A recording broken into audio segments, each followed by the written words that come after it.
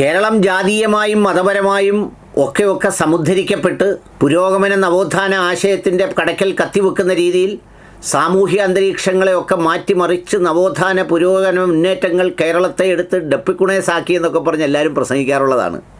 ഒരു ഡപ്പിക്കുണേസും ആക്കിയിട്ടില്ല. വളരെ മനോഹരമായ വർണ്ണക്കടലാസിൽ പൊതിഞ്ഞ എന്തോ ഒരു സംഗതി പോലെ അകത്ത് നിറയെ വർഗീയ വിദ്വേഷവും എല്ലാ വംശീയതയും നിലനിൽക്കുന്നൊരു സമൂഹം തന്നെയാണ് കേരളം. പിന്നെ കേരളത്തിൽ സാധ്യമല്ലാത്ത കാര്യം എന്താണെന്ന് ചോദിച്ചാൽ, ഒന്ന് സാക്ഷാൽ ഗുരുദേവനെ പോലെയുള്ള ആളുകൾ വന്ന് വർത്തമാനം പറഞ്ഞ് അതിനോട് വളരെ ആഭിമുഖ്യമുള്ള ഒരു സമൂഹത്തെയും ചിന്താധാരയെയും രൂപപ്പെടുത്തിയെടുത്തു. ഒന്ന്. രണ്ടാമത്തെ കാര്യം, ഈ പറയുന്ന അറബി നാടുകളിലും വിദേശ പണവും കൊണ്ട് കുറേ അതിസമ്പന്നരുണ്ടായെങ്കിലും ആപേക്ഷികമായി സമ്പന്നത നമ്മുടെ നാട്ടിലുണ്ടാവുകയും എല്ലാവരുമൊക്കെ ഒരു അവനവൻ്റെ കാലിൽ നിവർന്ന് നിൽക്കത്തക്ക നിലയിലേക്കൊക്കെ എത്തിപ്പെട്ടതിൻ്റെ ഒരു അടയാളവും. അതിനപ്പുറത്തുള്ളവൻ്റെ ഗതിയെല്ലാം അതേ ഗതി തന്നെയാണ് എന്ന് മാത്രമല്ല, ഈ പറഞ്ഞതുപോലെ അവനൊക്കെ എന്തെങ്കിലും സംഭവിച്ചാൽ സംഭവിക്കുന്നത് ഒരു സവിശേഷമായ രീതിയിലാണ്. നമ്മൾ സാധാരണ മനുഷ്യർക്കാണ് ജാതിയുള്ളതെന്ന് പറയും. അങ്ങനല്ല, ഹർത്താലിനും ഉണ്ട് ജാതി, ഹർത്താലിനുമുണ്ട് സവർണ അവർണ ബോധം. കഴിഞ്ഞ ദിവസം കേരളത്തിലെ ഹർത്താലുകളിൽ ഒരുപാട് ചാമ്പ്യന്മാർ പ്രത്യക്ഷപ്പെടുന്നത് കണ്ടു. പക്ഷേ ഈ ചാമ്പ്യന്മാരെ ഒന്നും ശബരിമല ആചാര സംരക്ഷണത്തിന് വേണ്ടിയുള്ള ഹർത്താലിലോ അല്ലെങ്കിൽ ബാക്കിയുള്ള ഹർത്താലുകളിലോ ഒന്നും കണ്ടില്ല എന്നുള്ളതാണ് അതിൻ്റെ ഒരു പ്രത്യേകത. ഒരു പയ്യനെ ജാത്യാധിക്ഷേപം നടത്തി അവൻ ആത്മഹത്യ ചെയ്തു. അവന് ലോണാപ്പിലോ മറ്റിടത്തോ ഒക്കെ എന്തൊക്കെയോ കാരണങ്ങളുണ്ടെന്ന് പറയുന്നുണ്ടായിരുന്നു. ഇപ്പോഴത്തെ കാലത്ത് ഒരു ടീനേജുകാരുടെ മൊബൈൽ ഫോൺ വാങ്ങി നോക്കിയാൽ ഈ ആപ്പും കോപ്പും ഒക്കെ ഇഷ്ടം പോലെ ഉണ്ട് എല്ലാവരിലും.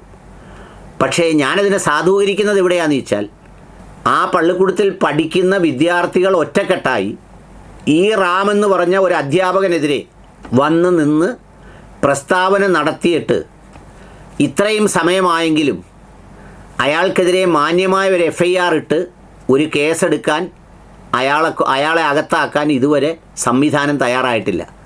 കോടതിയെ സമീപിച്ചാലോ? വലിയ കാര്യമൊന്നുമില്ല. ഇനി അത് മാത്രവുമല്ല, ഒന്ന് ആലോചിച്ച് നോക്കണം. രായ്ക്ക് രാമാനം ഒരു രാത്രി വന്ന് തട്ടി രാഷ്ട്രീയമായി വേണ്ടവരെ തപ്പിക്കൊണ്ടുപോയി ഏത് വകുപ്പും ഇട്ട് 15ഉം 20ഉം ദിവസം ഇല്ലാത്ത കേസിന് പോലും അകത്തിടാൻ കഴിയുന്ന സംവിധാനമുള്ളിടത്താണ് ഇതുപോലൊരു മെറിറ്റോറിയസ് കേസിൻ്റെ പിന്നിൽ ഒരാൾ പോലും ഇല്ലാത്തത്. ഒന്ന് ആലോചിച്ച് നോക്കൂ. എന്നിട്ട് കുറച്ച് പുരോഗമന ആദർശങ്ങൾ കച്ചവടം ചെയ്യുന്നവർ പോലും നമ്മളോട് ചോദിക്കുക, യഥാർത്ഥത്തിൽ താങ്കൾ വിശ്വസിക്കുന്നുണ്ടോ ഒരു ജാത്യാധിക്ഷേപം കൊണ്ടാണ് അയാൾ ആത്മഹത്യ ചെയ്തതെന്ന്? ഞാൻ ചോദിച്ച്, അത്രയും കുട്ടികൾ ഒരുപോലെ വന്ന് നിന്ന് മൈക്കിൻ്റെ മുമ്പിൽ നിന്ന് പറയുന്ന അവരുടെ ധൈര്യത്തെ, അവരുടെ ഭാവത്തെ, അവരുടെ ചേർന്ന് നിൽക്കലിനെ നിങ്ങൾ വിശ്വസിക്കുന്നുണ്ടോ? അതിനുത്തരവില്ല.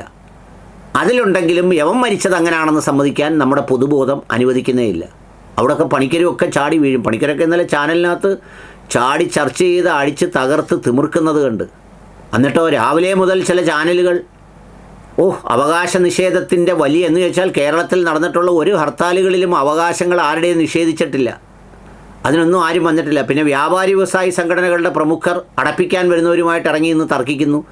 വേറെ പാർട്ടിക്കാരനോ വേറെ ഒരു കോസിനോ വന്നാൽ നീ ശബ്ദം ഉണ്ടാക്കുമോ? 10 മണിക്ക് മുമ്പ് അടച്ചിട്ട് പോകത്തില്ലേ പേടിച്ച്? കച്ചവടത്തിനോട് താല്പര്യമില്ലാത്തതുകൊണ്ടാ? കാശ് കിട്ടണ്ട എന്നുള്ള ആഗ്രഹമുള്ളതുകൊണ്ടാ? അല്ല. പിന്നെ പോലീസുകാരോ? ജാഗ്രതയോടെ വന്ന് തുറപ്പിക്കുന്ന ചില പോലീസ് ഉദ്യോഗസ്ഥന്മാർ.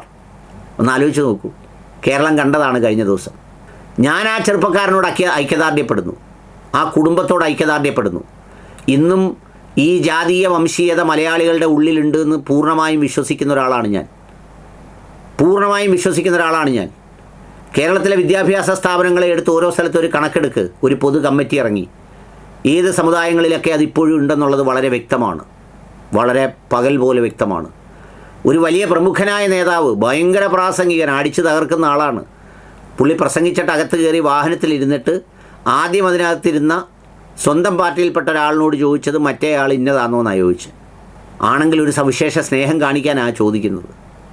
അതാണ് ഈ യാഥാർത്ഥ്യം.